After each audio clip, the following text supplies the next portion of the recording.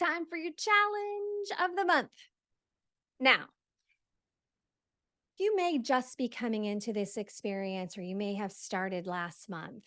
But what we want to do is continue to do the challenges and let them build on one another. So if last month you had already started and you were keeping commitments to yourself, you're going to continue to do that. You're going to continue to keep those commitments to yourself. And now we're going to add a new challenge for this month. So we're not going to stop keeping commitments to ourselves. We're going to add this one on. Okay.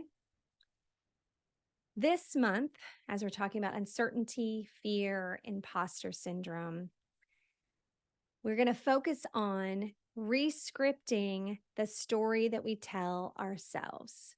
So when we get to that sea of uncertainty and the negativity bias wants to take over, and we want to move to that place of filling in the blank of the story with a lot of doom and gloom, we're going to say, nope, I get to rescript that story into one that's far more optimistic.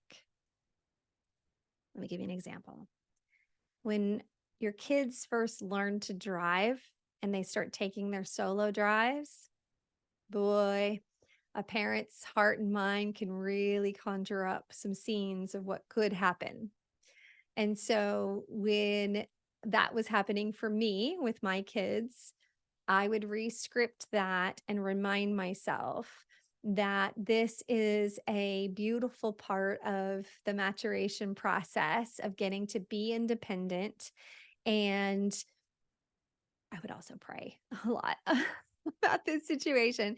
But then I would also remind myself that this was going to give me more freedom. This was going to be great for me to not have to stop and always go pick kids up here and there. And yeah, I miss some of that windshield time sometimes. But what I had to do was just tell myself the positive part of the story to rescript it. Example number 2. We often have scripts, stories that play on repeat about ourselves.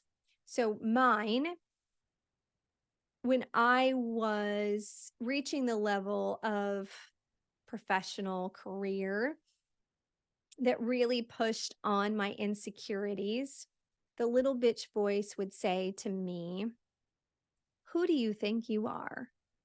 Because the fact is, remember, fact and fiction. The fact is, I grew up on a small farm in Southeast Indiana. And although I was enrolled to attend Ball State University right after high school, I did not. I actually ran away from home while my parents were on a business trip, moved to Daytona Beach, Florida, with people that I had met on vacation, and lived there as a bartender and a waitress. I worked the very first MTV Spring Break. I know, you're learning a lot about me right now. And after living there for a few years, I eventually came back to Indiana, came back home, and started working in my grandfather's plumbing business, and then started a job in the staffing industry that then catapulted my career and ended up in executive leadership after 10 years at that company. And then at Franklin Covey for 19 years. And I would be walking in to advise a CEO of a large company as a consultant at Franklin Covey. And the little bitch in my head would say, who do you think you are? You used to be a shooter girl at a hotel in Daytona Beach. What? Yeah. And so it would mess with my head. P.S. I did go back and get my degree.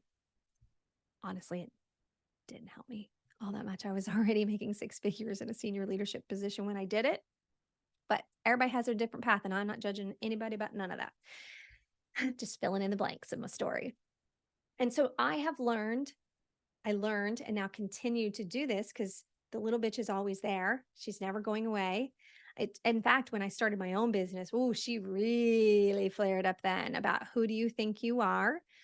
And so now, instead of the narrative which is all facts, the narrative of who do you think you are? You grew up on a small farm, you didn't do a traditional college, and you were a shooter girl on the beach. Now the narrative is when the little bitch in my head wants to say, who do you think you are? I say, I know exactly who I am. And I know I'm not for everybody.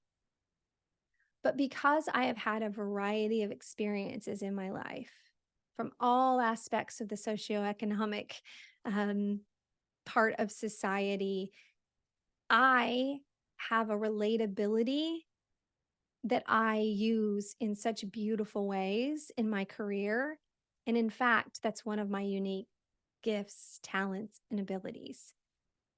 I may not be for everybody, but when I am for you, I will serve you and know you and love you and never judge you from my whole heart. And that's what makes me great. And I learned to say that because I know it's true. I believe it with conviction. And so it's flipping the script. The story is, they're both facts. I didn't take a traditional route in college. I was a shooter girl on the beach. But also is true is that's what makes me me. And being able to use those gifts, talents, traits, personality, style in a beautiful way. And I wouldn't be able to do that if I hadn't re-scripted the story that allows me to be courageous and confident and enter rooms in a way that people feel the energy of my confidence. That confidence didn't come from somebody telling me. That confidence comes from me telling me. And then when I get compliments or I achieve things, I can put those in my pockets as validation. Sure, that feels good. And we're going to talk about that more next month. But the step to go forward in that space of uncertainty, that's my inner Thrive Guide. She knows my story and she knows how to tell it.